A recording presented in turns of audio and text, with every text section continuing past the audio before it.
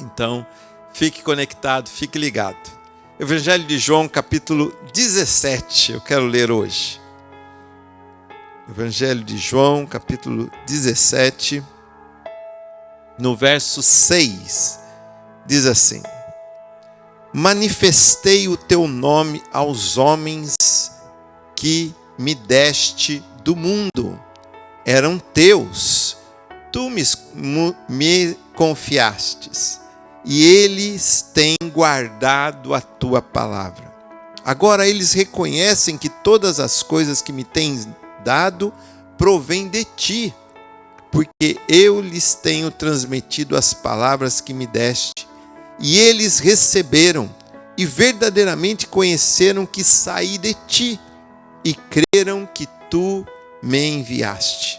É por eles que eu rogo, não rogo pelo mundo, mas por aqueles que me deste, porque são teus. Ora, todas as minhas coisas são tuas, e as tuas coisas são minhas, e neles eu sou glorificado. Já não sou do mundo, mas eles continuam no mundo, ao passo que eu vou para junto do Pai. Pai Santo, guarda-os em teu nome, que me deste, para que eles sejam um, assim como nós somos. Amém? Glória a Deus. Esse trecho da palavra do Senhor, que Jesus está orando ao Pai, ele faz uma confissão, uma declaração do amor que ele tinha àqueles que Deus havia dado em suas mãos. Jesus tem um carinho muito especial por aqueles que são de Deus. E Deus, através de Cristo Jesus, se revelou aos seus filhos. Deus tem se revelado a nós através de Jesus. E aqui Jesus ele declara assim: eles creram em mim, porque eu lhes dei a tua palavra. Não peço que os tire do mundo, mas que os livre do mal. Sabe, nós temos essa condição dada por Jesus Cristo, conquistada por Jesus Cristo, de uma posição pela qual nós somos protegidos. Nós somos sim cobertos em oração por Jesus, porque nós somos filhos de Deus, porque confiamos na palavra e confiamos na proteção que há no nome de Jesus. Olha que ele diz assim, olha, eles continuam no mundo ao passo que eu vou para junto de ti. Pai Santo, guarda-os em teu nome que me deste. Olha a proteção que há no nome de Jesus. A proteção que há na confiança da palavra de Jesus, da palavra de Deus, porque Jesus é a própria palavra. Ao confiarmos em Jesus, nós confiamos na palavra. Os dois são um, assim como nós somos um, e assim como Jesus é um com o Pai, nós estamos ligados à mesma fonte, a fonte de Deus. Então, essa nos dá o privilégio de dizer como Paulo, somos mais que vencedores em Cristo Jesus. Mas Paulo não dá também, assim como Jesus, ele dá duas afirmações muito importantes para nós entendermos aqui. Ele falou, eles ainda estão no mundo, não peço que os tire do mundo.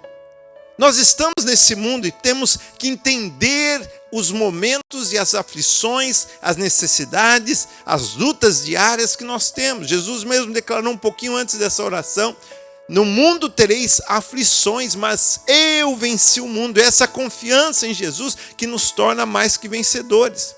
E Paulo, quando declara isso, que somos mais que vencedores, ele está dizendo isso. Nada poderá nos separar do amor de Deus que está em Cristo Jesus. E ele fala de todas as situações que o povo romano, o povo cristão, os cristãos na época de Paulo estavam passando. As próprias perseguições, as situações, as tribulações, as angústias, a fome, o perigo, a espada. Mas ele diz com uma convicção muito grande, eu falo, estou bem certo. Às vezes não entendemos isso e parece que não estamos experimentando isso. Parece que nossa vida está cercada de momentos difíceis e as nossas orações não estão chegando junto ao Pai, nossos sentimentos estão contrários, as notícias são contrárias. Oramos tanto para abrir logo todo esse isolamento e novamente vem uma notícia de estender mais. E nós ficamos já preocupados, falando, Deus, será que Deus está esquecendo? Será que Deus não ouviu? Mas aí o meu coração foi levado a esses trechos de Elias, como eu li da mulher viúva.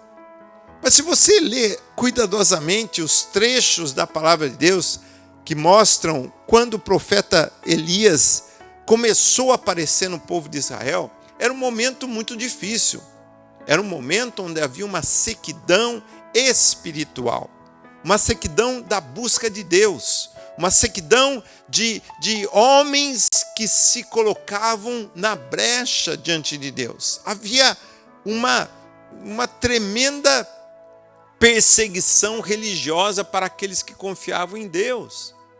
E Elias aparece com uma palavra muito ousada, uma palavra onde ele declara a seca natural. Havia uma seca espiritual e Elias fala assim, chega, basta, não vai haver chuva por muito tempo. Segundo a palavra de Deus, que Deus colocou em minha boca. Segundo ele é muito ousado, ele fala, segundo a minha palavra. E realmente começou uma seca terrível. E nós entendemos e começamos a estudar a palavra que Deus não deixou de suprir a vida de Elias em nenhum momento. Deus não deixou de suprir a vida daqueles homens e mulheres que buscavam a Deus. Mesmo Elias, no momento de aflição, no momento de angústia, ele fala assim, Senhor, estou sozinho. E Jesus falou, não, tem 7.000 ainda que não dobraram o joelho a Baal. Mas o que Elias faz? E é isso que nós precisamos ter uma atitude diante de Deus. Eu não vou ler todos os trechos, mas você pode ler aí em 1 Reis, capítulo 17 e 18. Esses trechos falam um resumo tão lindo dos passos que Elias teve após confiar na palavra do Senhor. E é o que nós precisamos ter. Primeiro, ele ouviu a voz de Deus para onde achar provisão para a sua própria vida. Ele foi sensível à voz de Deus. Ele foi até o rio Querite, corvos mandavam comida para ele. Depois ele foi para uma viúva, quando o rio parou, ele foi para outra opção. Sabe, nós precisamos entender esse mover de Deus. Deus está movendo. E talvez a cada momento dessas mudanças aí naturais, Deus quer mover nosso coração para algo novo. Algo que Deus quer. Mas Elias não deixou de orar. Elias estava ali sempre em oração. E diz um momento que a palavra de Deus vem novamente para Elias. No capítulo 18 de 1 Reis, diz assim que Elias volta para o rei e diz assim, vai chover. Deus falou para Elias, Elias, apresenta-se ao rei, porque chegou a hora de eu mandar chuva na terra. Ou se a gente recebe uma palavra assim, olha, chegou a hora que acabou esse isolamento. E já acabou mesmo. No mundo espiritual já acabou. Mas o que Elias fez? O que estava acontecendo naturalmente? Havia chuva? Não. Havia uma abundância dos suprimentos, como Deus havia prometido? Não. E qual o passo que Elias teve após receber uma palavra que a chuva estava chegando?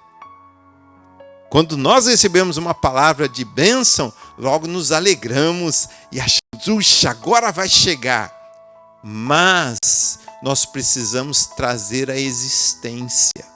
Nós precisamos colocar a palavra espiritual em maneira prática.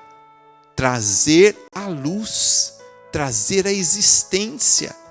É como Jesus, ele, ao curar as pessoas, ele mesmo disse, faço porque eu vi do Pai. Eu faço exatamente como o Pai me ensinou. Jesus também orava, buscava direção, e no seu dia a dia ele sabia exatamente aonde ir, ele sabia exatamente quem iria procurá-lo, ele sabia exatamente quem ele iria curar, porque Deus havia anunciado a ele a maneira pela qual ele iria fazer. Então nós vemos cegos sendo curados de diferentes maneiras. Nós vemos leprosos sendo curados de diferentes maneiras. Nós vemos várias formas com que Jesus curou, restaurou, transformou pessoas, visitou pessoas. Jesus agiu da maneira que Deus ensinou. Elias não foi diferente. No momento que Elias recebe a palavra de chuva, o que Deus fala para ele fazer? No capítulo 18, ele fala para reunir todos os profetas de Baal.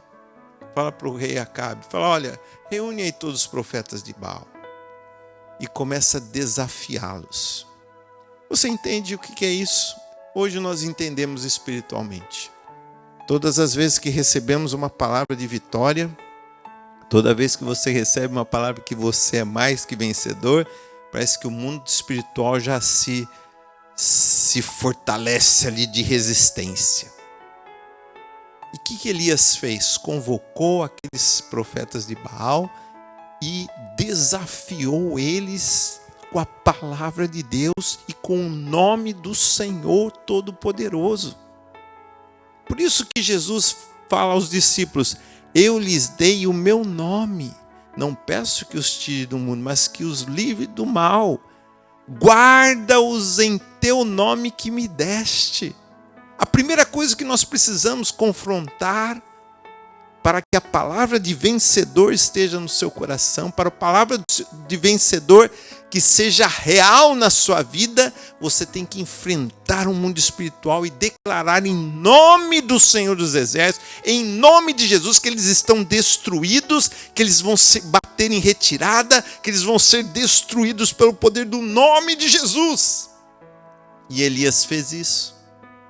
E Elias, você sabe a história, que caiu fogo do céu, e aquele holocausto todo foi consumido. Depois ele pegou todos os profetas de Baal e os destruiu. Então foi terrível. Mas o que mostrou ali? Que nós precisamos enfrentar essas lutas espirituais. Nós precisamos enfrentar esses momentos de resistências para alcançar a promessa de Deus que é para nós. Nós precisamos crer que Jesus também ensinou os discípulos assim. Ele ensinou a palavra, ele ensinou a eles a palavra e ensinou eles a usar o nome de Jesus. E assim Jesus ensinava a eles, Jesus mandava os discípulos 2 a 2 para expulsar demônios, para curar enfermos, para ressuscitar mortos.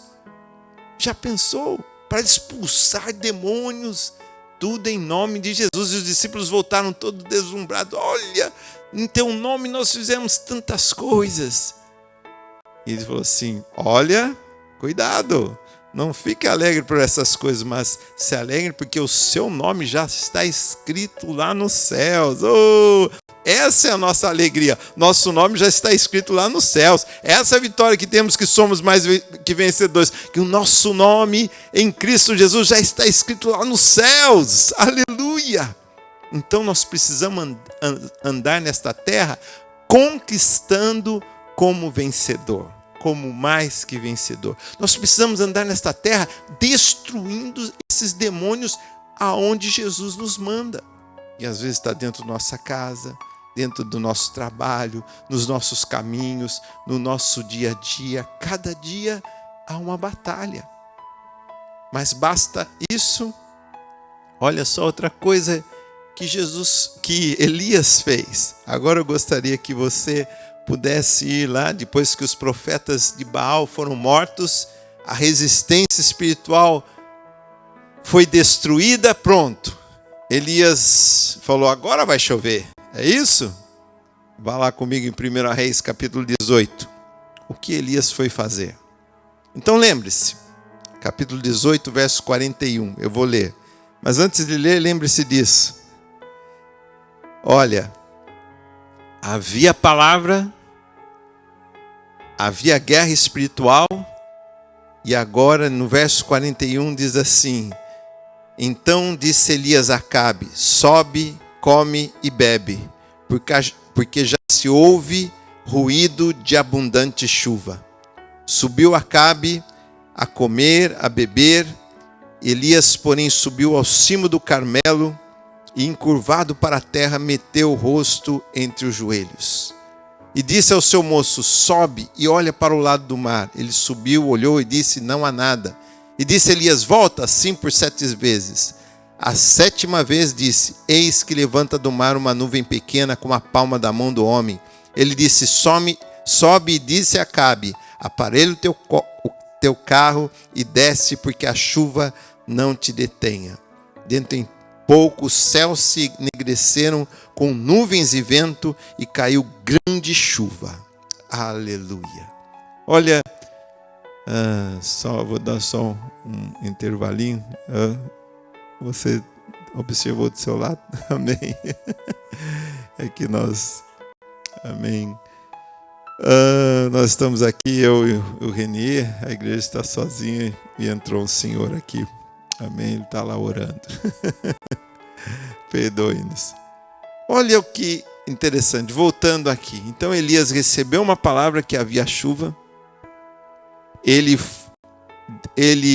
confrontou os inimigos espirituais ali, né? Representado por aqueles profetas de Baal.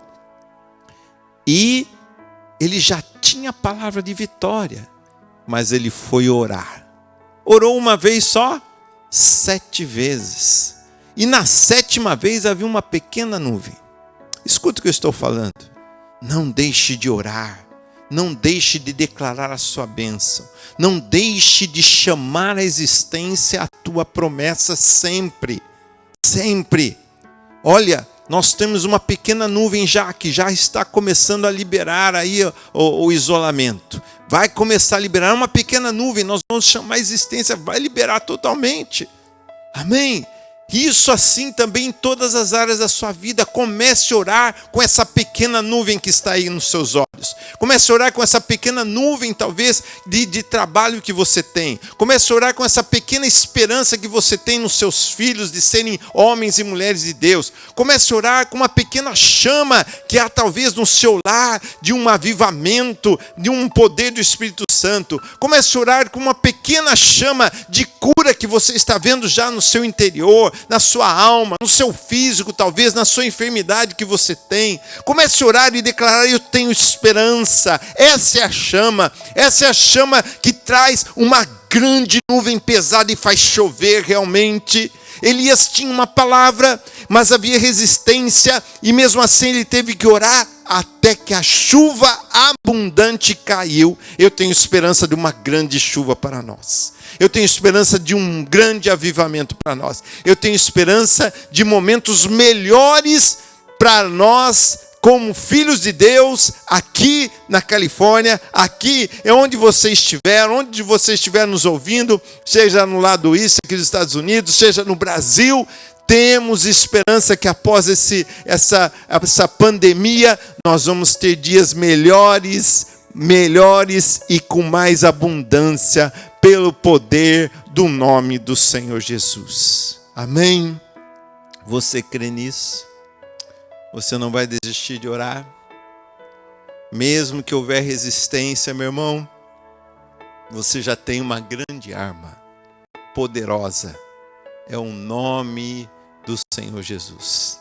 E Jesus falou lá no Evangelho de João, é tão linda essa oração de Jesus. É outro trecho que você deve ler, vale a pena ler. Evangelho de João 17. Leia ele várias vezes. É a oração que Jesus fez aos discípulos, mas é para nós hoje. Hoje nós somos os discípulos. Oh, Jesus fala, Pai Santo, guarda-os no teu nome. o nome que me deste. Oh, nós conhecemos o nome de Jesus. E esse nome te guarda, meu irmão. Esse nome te guarda e dá a oportunidade de você ter todas as coisas, porque mais à frente ele fala assim: eu vos tenho dado a minha palavra. E ele fala: nada tem despedido em meu nome, pedis e receberei, para que a sua alegria seja completa. Puxa, esse nome destrói demônios, esse nome poderoso traz vida e esperança a nós, esse nome poderoso dá-nos a oportunidade de pedir aquilo que precisamos, inclusive a chuva abundante, inclusive novos tempos, inclusive o destruir desse vírus, a nossa saúde, a nossa proteção, e em nome de Jesus, tempos melhores. Aleluia. Feche teus olhos, coloque a mão no seu coração. Talvez você nunca teve esse entendimento. Talvez hoje você está tendo esse entendimento de passos necessários, passos naturais necessários. Assim são os espirituais. Compreendemos espiritualmente e atuamos naturalmente. Compreendemos que há uma palavra de vitória em nós. Agora agimos em nome de Jesus e orando e pedindo para que esta palavra venha à luz.